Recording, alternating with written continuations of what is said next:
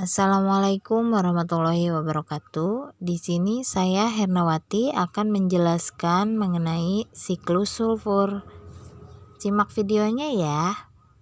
Sulfur merupakan unsur non-logam yang bentuk aslinya adalah zat padat kristalin kuning.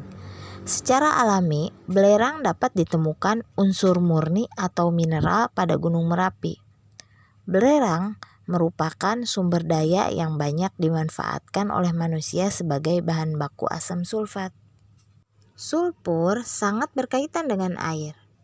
Asap-asap dari aktivitas industri dan erupsi gunung berapi yang akan mengandung gas-gas sulfida seperti SO2, SO4, H2S, dan kimetul sulfida akan naik ke atmosfer sampai akhirnya menyatu dengan awan.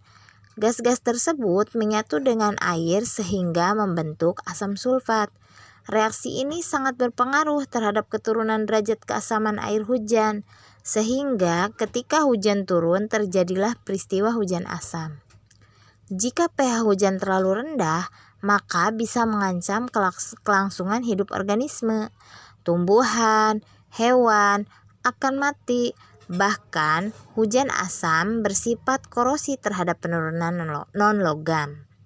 Disinilah ketika bisa menyimpulkan bahwa hujan asam sangat berisiko terhadap kelangsungan hidup organisme.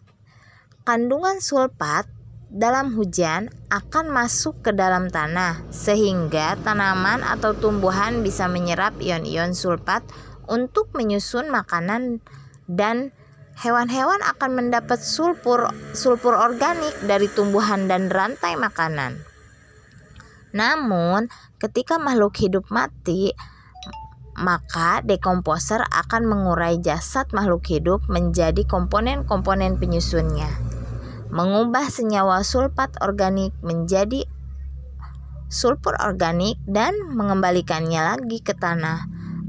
Penguraian ini terjadi secara aerob, sehingga terbentuklah sulfat yang dapat diserap oleh tumbuhan. Jika terjadi secara langsung anaerob, maka akan terbentuk asam sulfida yang beracun. Jasad makhluk hidup dan tertimbun akan menjadi fosil, yang pada akhirnya digunakan energi pabrik dan industri. Sejumlah sulfat di dalam tanah mengalami proses desulfurikasi.